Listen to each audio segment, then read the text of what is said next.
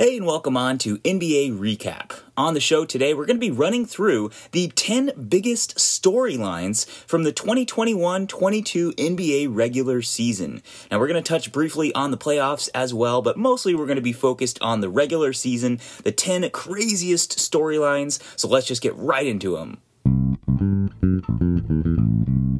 Starting off at number 10, it's the Boston Celtics mid-season turnaround. Prior to the season, the Celtics were one of many teams to hire a new coach. Brad Stevens was out, kind of, and his replacement, longtime assistant of the Greg Popovich coaching tree, Ime Udoka. Early on, there were some concerning signs coming out of Boston revolving around Udoka. He was a hard ass, a taskmaster. He called out his own team for not being, quote, tough enough. These are all hallmarks of coaches throughout the decades, but in this day and age, does the disciplinarian coach still have a place in the NBA, especially in the era of player empowerment? Early on, it seemed like the answer for Udoka was no. The Celtics struggled mightily out of the gates. The young core of Tatum, Brown, and Robert Williams were unequivocally at the reins, but by January 7th, nearly 3 months into the season, the team was stagnating, 3 games under 500. There were even murmurings of breaking up Tatum and Brown. But then, seemingly out of nowhere, it was as if the proverbial switch was flicked and everything changed for Boston. After going 18-21 up to that point, they closed the season out going 33-10. They went from barely making the play-in game to challenging for the number 1 seed in the Eastern Conference by the end of the year. And they weren't just winning, they were demolishing everyone in their path. They had an incredible point differential throughout their second half surge, so much so that they ended the season with the best net rating in the Eastern Conference by far. Some people attributed the shift to their defensive scheme. Allowing Robert Williams to roam freely unlocked the Celtics' incredible defense. Or perhaps there was just an adjustment period for Udoka to get his message through to the team. Regardless of what caused it, the Celtics' turnaround was unquestionably one of the most impressive mid-season shifts by a team that we've ever seen in the NBA. Moving on to number 9 on our list of craziest storylines from the 21-22 NBA regular season, we have the Miami Heat getting the number 1 seed in the Eastern Conference despite a mid-season dust-up. All year long, the Heat were one of the better teams in the East. About midway through the year, they were flirting with the number 1 seed in the conference. But by February, they were firmly at the top of the East, despite injuries to several key guys. Newly acquired veteran Kyle Lowry was integrating well into the Heat's system. 6th Man of the Year candidate Tyler Hero was having a bounce-back season, and as usual, the Heat had several undrafted or unheralded players emerge as successful reclamation projects like Gabe Vincent, Omer Yurtseven, and Max Strus. So that's why it was so surprising when a March 23rd game against the Warriors turned into utter chaos. An altercation broke out between Jimmy Butler and Eric Spoelstra, with Udonis Haslem providing backup. It was during a pause in the game when players and coaching staff spilled onto the court attempting to separate the three. Spo could be seen saying, "What do you want me to do, fight you?" Followed by Haslem telling Butler that he would whoop his ass. Eventually, an irate Spoelstra threw down his clipboard in disgust, an outburst that was seen as extraordinarily out of character for the normally unflappable Spo. Eventually, the game got back underway, with the Heat losing, but to make matters worse, the Heat proceeded to go on a 4-game losing streak following the incident, their worst run of form all year. What could have been a temporary flare-up seemed like it might have been a sign of something worse lingering under the surface. Had the vaunted tough guy Heat culture gone too far? They were even briefly knocked out of the number 1 seed in the Eastern Conference. But thankfully for their sake, they quickly righted the ship. After that losing streak, they rattled off a 6-1 record to close the season and reclaim the top spot. Then they proceeded to make it all the way to the Eastern Conference Finals, where they were finally knocked out by the Boston Celtics in 7 games. Suffice it to say, it seems like the Heat's mid-season dust-up turned out to be more of a blip in an otherwise fairly impressive season. Moving on to number 8 on our list of crazy NBA storylines from 21-22, we have the shockingly dominant rookie class. Now, under normal circumstances, rookies don't tend to be very good, and in fact, the Rookie of the Year winner is typically on a pretty bad team, which makes sense considering the nature of the lottery. But due to several unique circumstances with the draft in 2021, and an incredibly talented draft class, the Rookie of the Year race in 21-22 was one of the most compelling in years. Not only were there 4 to 5 rooks who genuinely had Rookie of the Year caliber seasons, but a few of them were actually on winning teams. Early in the year, the Cleveland Cavaliers were one of the most surprisingly dominant teams in the league. Projected by Vegas to win only 26 games, they blew past that mark halfway through the season. And one of the big reasons why they were so good was their number 3 draft pick, Evan Mobley. Many hailed him as the best defensive rookie since Tim Duncan, or at the very least Anthony Davis. Mobley was a key part of the plucky Cavaliers' unorthodox 3-big lineup, alongside Jarrett Allen and Lauri Markkanen. Eventually, though, injuries took their toll on the Cavs, and they came crashing back down to mediocrity by the end of this season. But there to take their place as the upstart team surprisingly in the upper echelon of the conference was the Toronto Raptors. They came on strong to close the season thanks in large part to their rookie, the number 4 pick, Scotty Barnes. The versatile point forward was one of the hardest workers in the entire league throughout the season, and his energy and passion helped fuel the Raps to a late season surge that took them all the way to the 5th seed in the East. Mobley had been a Rap to win Rookie of the Year early in the season, considering his fantastic play on a winning team, but Barnes had always been looming as a contender for the award. And when the Raps finally surpassed the Cavs and Bulls in the conference standings, that was the straw that broke the camel's back for public sentiment to shift towards Barnes, and he eventually won the award. But suffice it to say, both rookies were absolutely fantastic, as were Cade Cunningham, Franz Wagner, and even Herb Jones. All in all, it was an historically great rookie class. Speaking of Herb Jones, at number 7 on our list of craziest storylines from the 21-22 NBA season, we have the New Orleans Pelicans and their topsy-turvy year.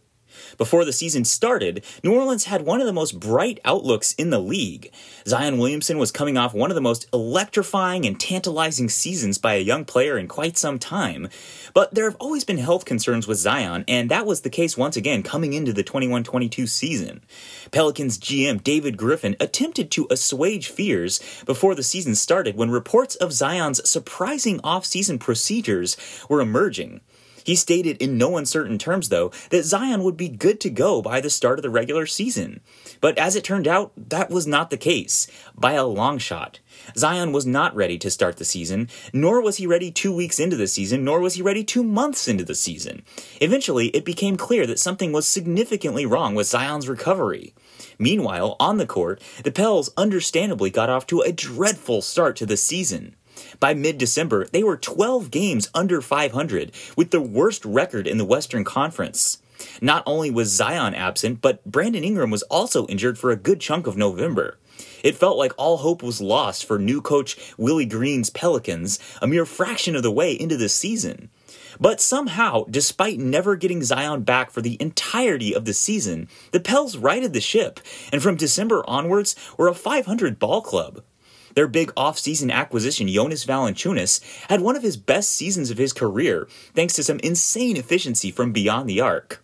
Then in February, they made a big move, acquiring CJ McCollum and Larry Nance from the suddenly rebuilding Portland Trailblazers for Josh Hart and Nickeil Alexander-Walker. McCollum and Nance fit into the lineup wonderfully, and the team slowly but surely was clawing its way back into the play-in game conversation.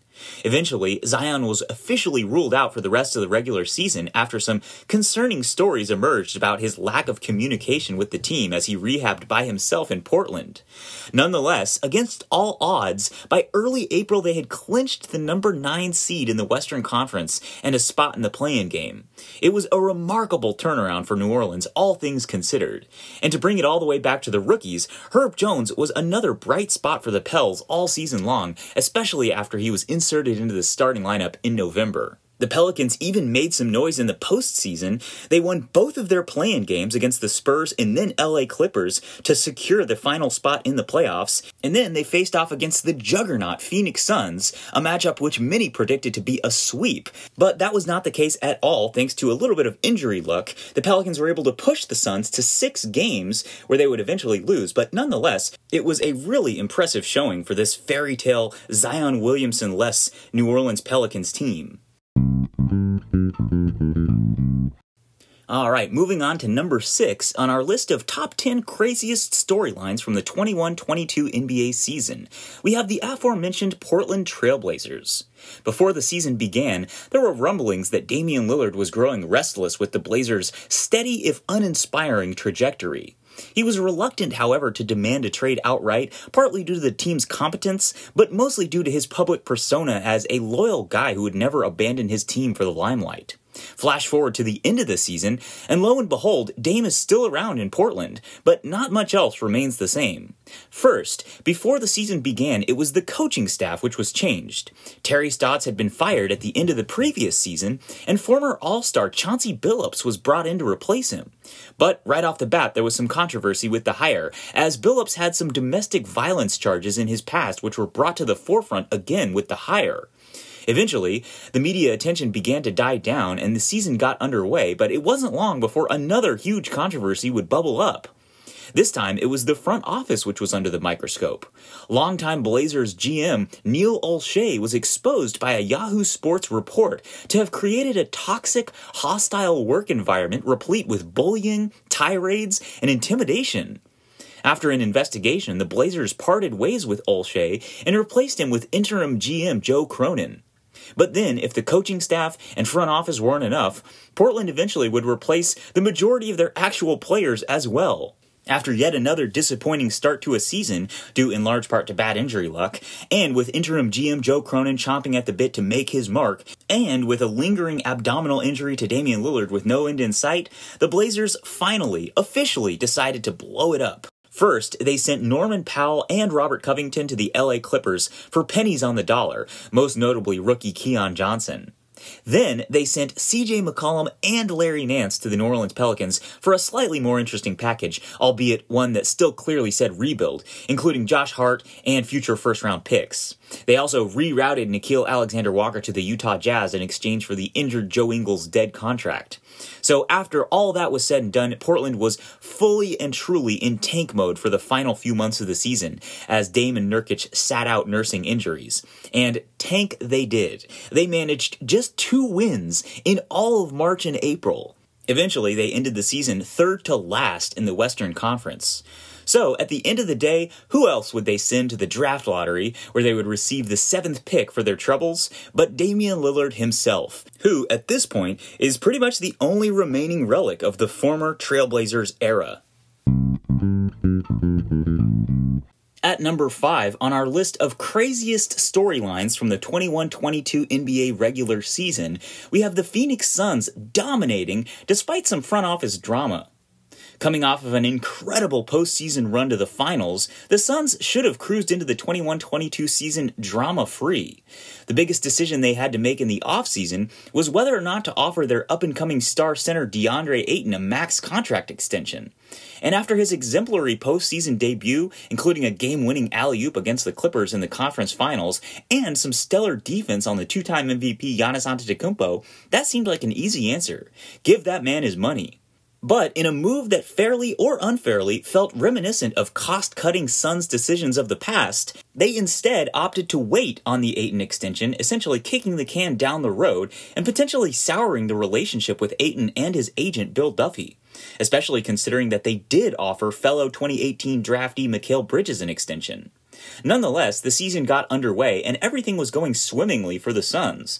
They were frankly running roughshod over the league, destroying teams in the clutch thanks to another throwback season from CP3.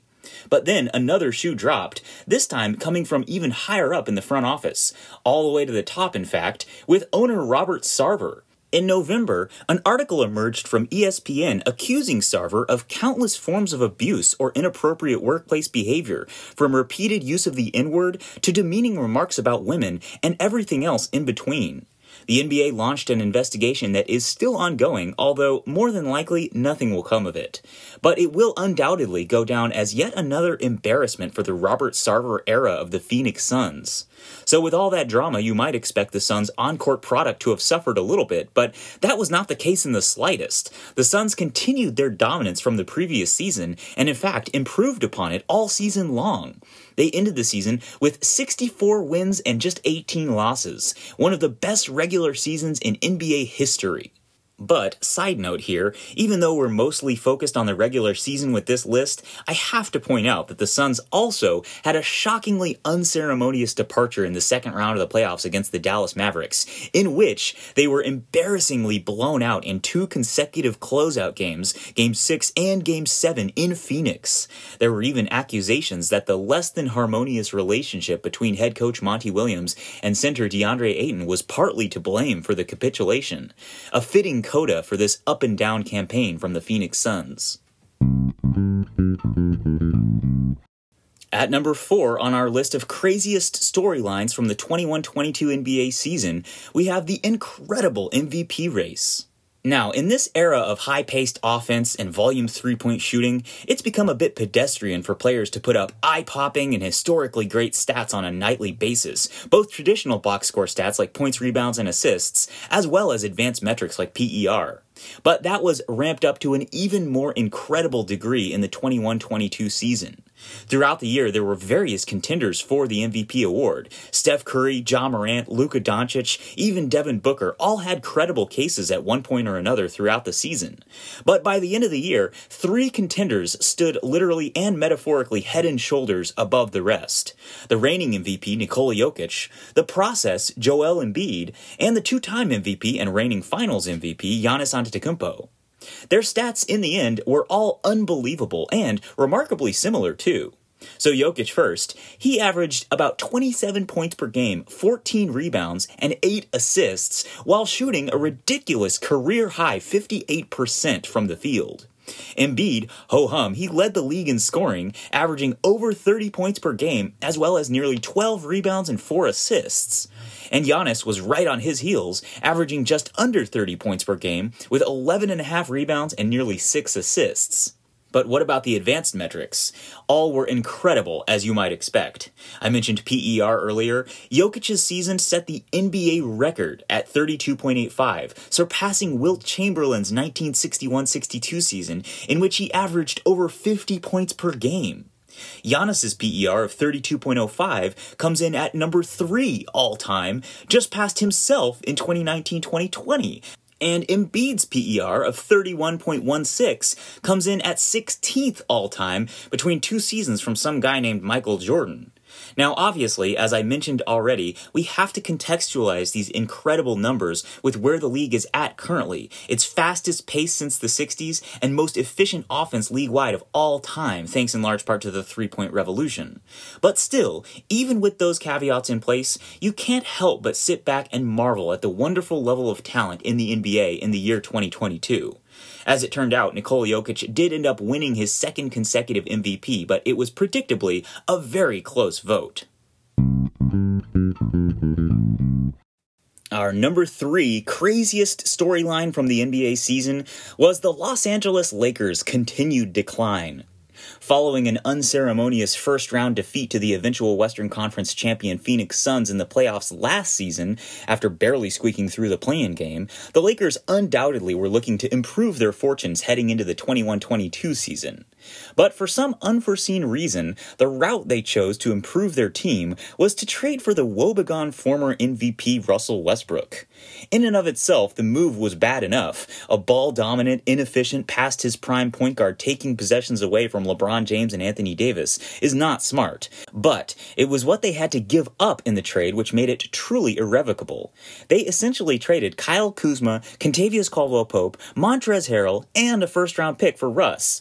All of their core depth, which was so vital to their championship run in 2020. They won that championship with depth and defense, but since have seemingly abandoned that end of the floor in terms of their player acquisitions.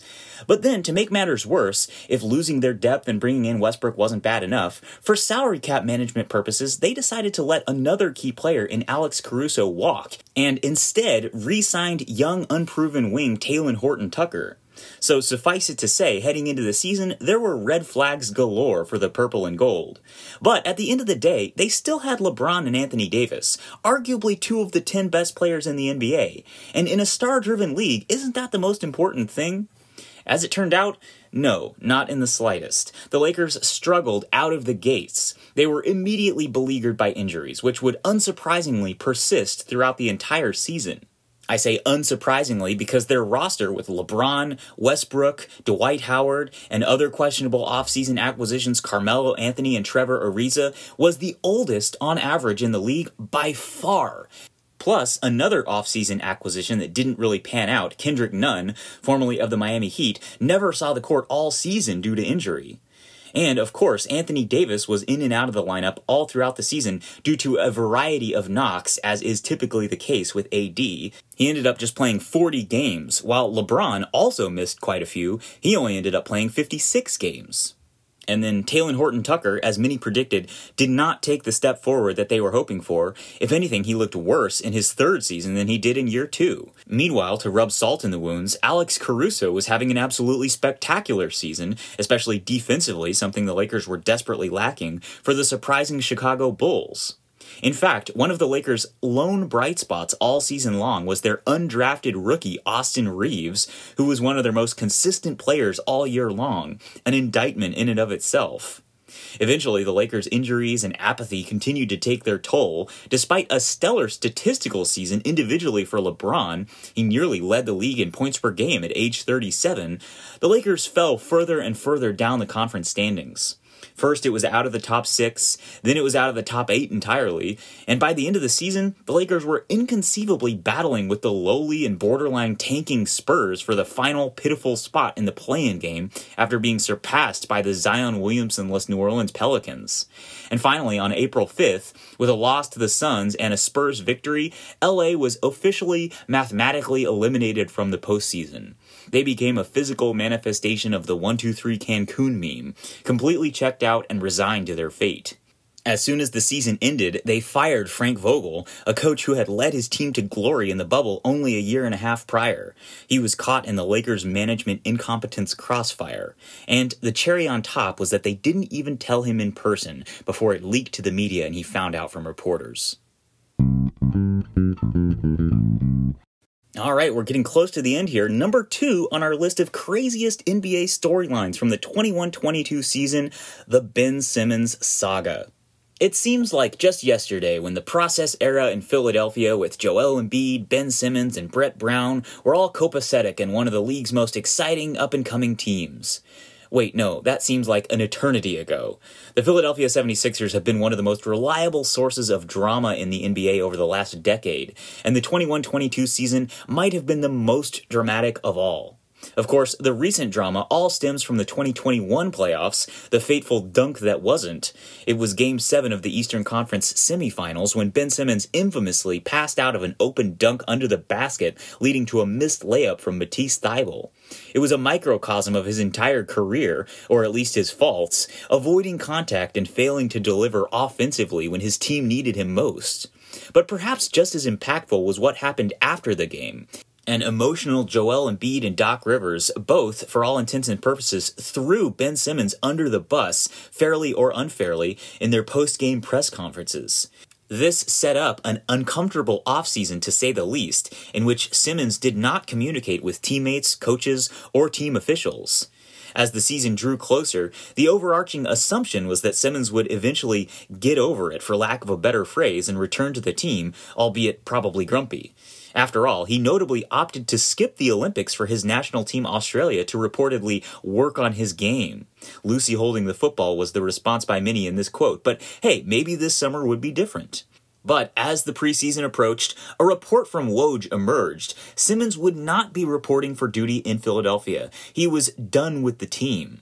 He was demanding a trade, and Daryl Morey reportedly was doing his best to oblige. Calls were made throughout the offseason, even prior to the trade demand, to gauge interest in a Ben Simmons-centered package. But the market was tepid, to say the least, and the 76ers, with time still on their side, were holding steadfast. They would not be trading their second most valuable player, a former All-Star, for 25 cents on the dollar. With the preseason underway, Simmons was still holding firm, though, to his claim that he would not be reporting back to Philly.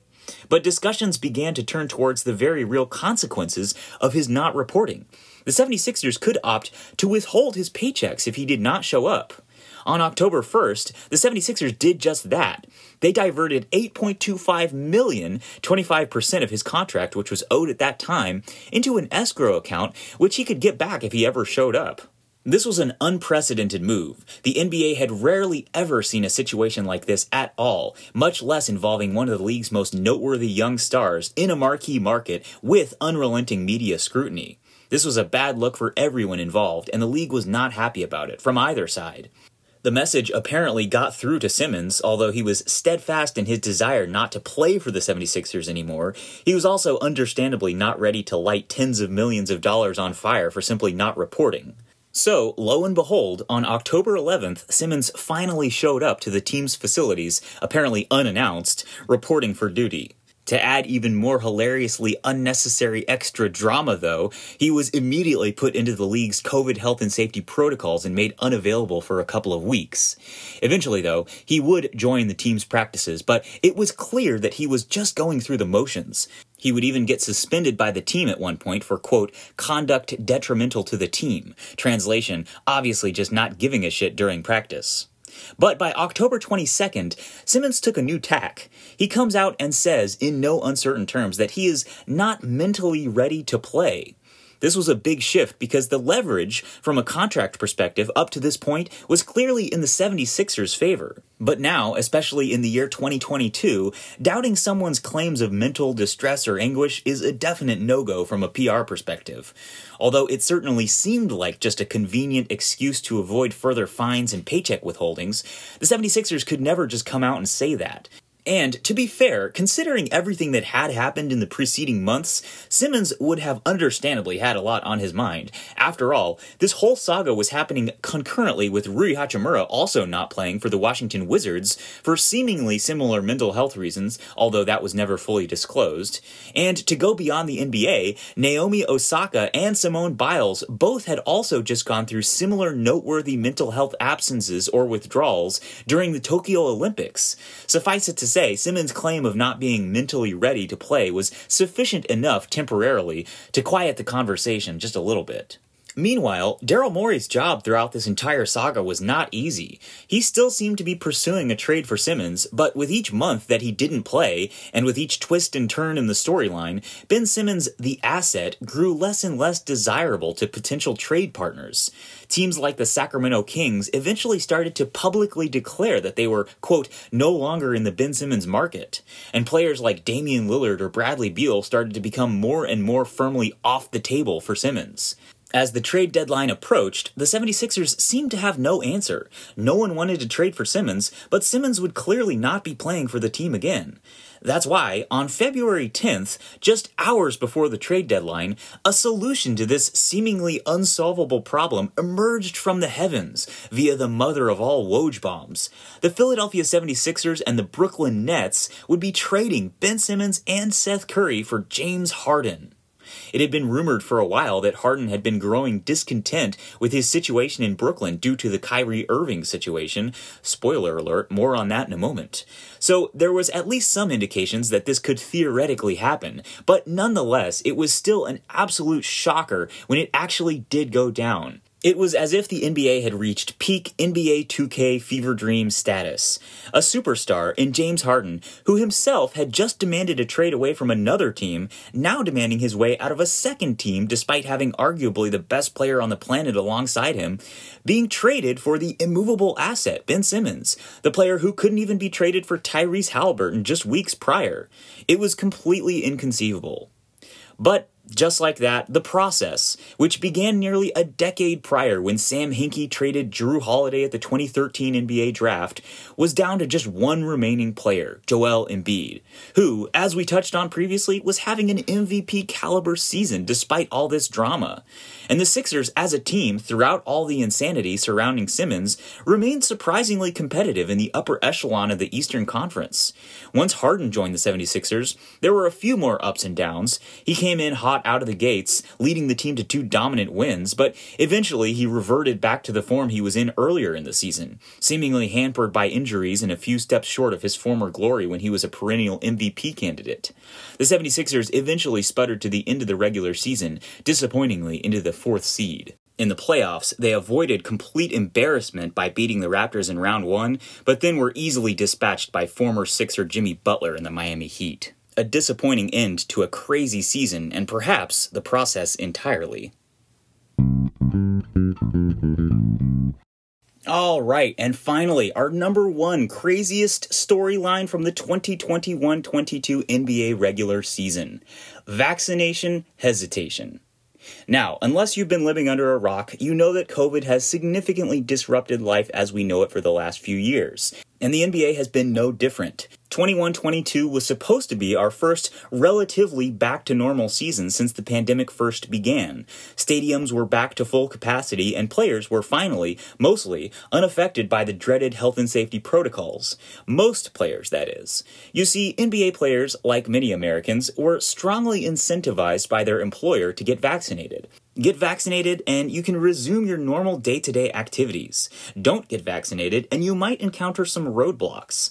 Some of those roadblocks were enacted by the league itself, but some were out of the NBA's hands. Cities across the US and Canada had varying degrees of vaccine requirements to enter public gathering spaces like sports arenas.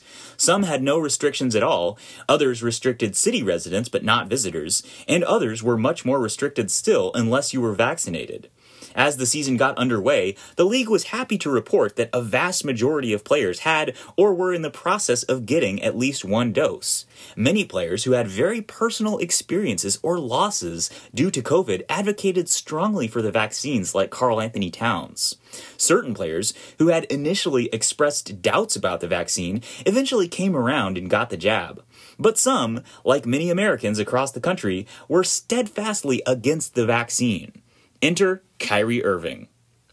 Kyrie, never one to shy away from controversy or conspiracy, a man who once publicly expressed doubts about the very shape of our planet, was once again thrust into the spotlight as an outspoken critic of the vaccine mandates. Before the season began, at a media day in which Kyrie joined remotely, he asked for, quote, privacy regarding his vaccination status. Nets GM Sean Marks said vaccine requirements wouldn't be a problem heading into the season, but it quickly became one. The reality became clear that Kyrie, or any other unvaccinated player who played for teams in New York, San Francisco, and then later Toronto, would not be eligible for home games, translation half of their team's games. This would be a stunning blow to the Nets in particular, for coming into the season, they were unquestionably one of the favorites to win the championship. For what it's worth, according to Vegas, coming into the season, they were the favorites to win the championship and finish with the league's best record. Interestingly, because of the way the rules were written, visiting teams' unvaccinated players could play in those cities, but the home team's players could not. This seemingly incongruous aspect of the mandate would serve to further exacerbate the frustration that all parties involved felt later in the season. But on Tuesday, October 12th, Sean Marks made a shocking decision regarding Kyrie's status. He would not be a, quote, part-time participant of the team until he was eligible to play in all of the team's games, i.e. until he was vaccinated. Therefore, he would not be permitted to practice with the team or play in any games, including away games that he theoretically would be eligible for. After the announcement, Kyrie went live on Instagram to address the issue, reiterating that he indeed was not vaccinated, did not plan to be, was supposedly promised prior to the season that he wouldn't have to be, and insisted that the whole ordeal was not about being anti-vax. Some speculated that Kyrie might change his tune once the financial ramifications of the decision started to take effect.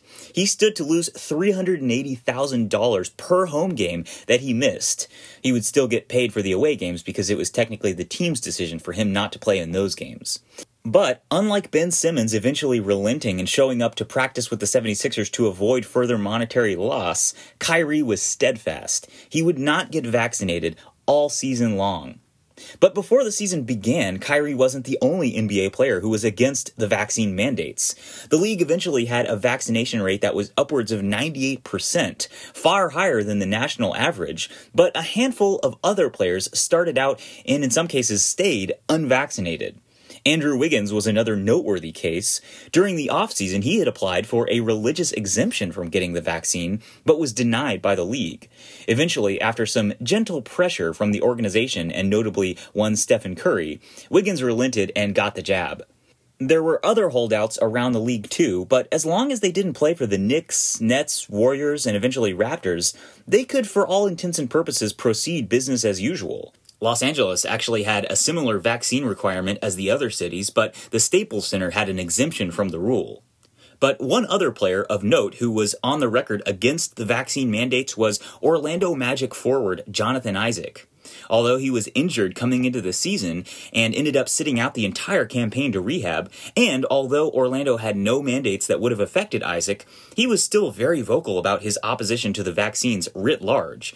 He basically spent the entire 21-22 NBA season touring various conservative media outlets to talk about his stance on the vaccine and why he stands during the national anthem, not so coincidentally also the title of his book, which was published by Ben Shapiro's Daily Wire, but I digress. Anyways, back to Kyrie's situation, it was unique for two reasons. Number one, he was by far the most prominent and impactful player involved. And more importantly, number two, he was seemingly the only player on any of the affected teams that we know of who was a holdout. All of the other players were on unaffected teams, so his situation was truly unique and obviously unprecedented, as the league had clearly never faced a situation quite like this in its history. As the season got underway, one thing was clear. Despite the mounting financial cost of his decision, Kyrie would not be getting vaccinated anytime soon. And the Brooklyn Nets' woes were compounded early in the season when sharpshooter Joe Harris went down with an ankle injury that would keep him out for the rest of the campaign. To make matters worse, James Harden looked compromised by several nagging injuries too. Kevin Durant was keeping the team afloat early in the season, absolutely shooting the lights out and playing at an MVP caliber. But more injury bad luck would follow as he injured his MCL on January 15th and proceeded to miss the next 21 games, during which the team went 5-16, including a disastrous 11-game losing streak. Clearly, the Nets were falling apart, and something had to give unless they wanted a season that started with so much promise to amount to nothing. So, on December 17th, the Nets capitulated. Sean Marks announced that they were changing course regarding Kyrie. He would be allowed back, unvaccinated, to join the team in practice and in away games.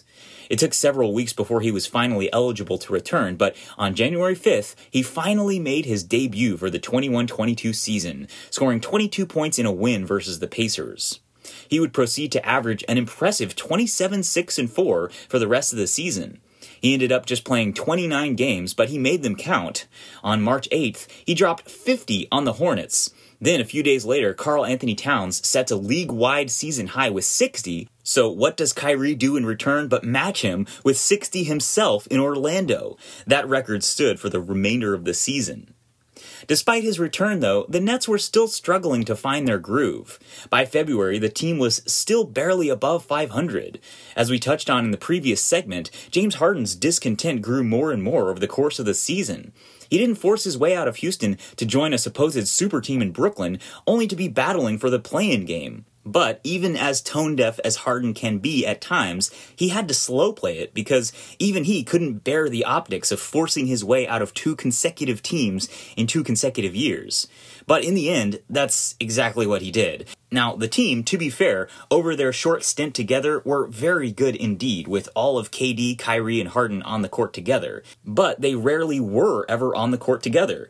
Kyrie's antics seemingly wore Harden down to the point of forcing his way out of the Nets, and so begrudgingly, Sean Marks once again consummated a blockbuster mid-season James Harden trade, this time sending him 80 miles south to Philadelphia for Ben Simmons and Seth Curry.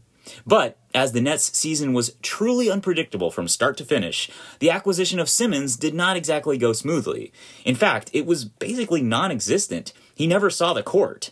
Despite being exactly what the doctor ordered for Brooklyn, a wing defender, a secondary ball handler, and an up-tempo transition threat, Simmons was rehabbing a sore back upon arrival to Brooklyn, despite not having played all season long for Philly. But it seemed to get worse rather than better as the season progressed. The Nets continued pushing his return back further and further, and eventually the season ended with Simmons still sidelined. And then, as we saw in the playoffs, he remained on the bench as the Nets were swept by the Celtics in the first round. It's unclear whether or not the Nets were fully aware of the extent of Simmons' injury when they traded for him. Nonetheless, the fit alongside KD and Kyrie is theoretically enticing, but it remains to be seen who, quote, won the Simmons for Harden trade, if anyone did. So that's it, the 10 craziest storylines from the 21-22 NBA regular season. We had vaccination hesitation at number 1. Number 2, the Ben Simmons holdout.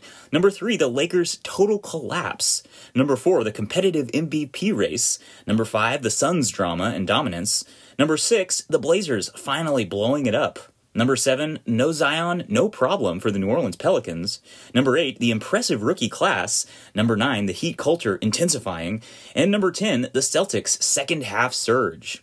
Just when you think the NBA is finally getting, quote, back to normal, a whole new wave of drama, controversy, and storylines come rushing in.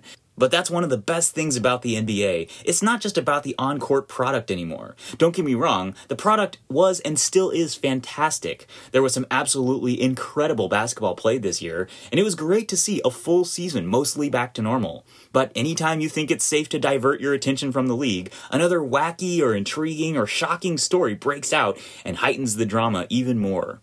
But anyways, that'll do it for us today, so thank you so much for tuning in. If you'd like to follow the show on social, we're at NBA Recap Pod, or you can just search YouTube or smart speakers for NBA Recap Podcast. We'll be back soon to recap more of the NBA, but until then, thanks for tuning in.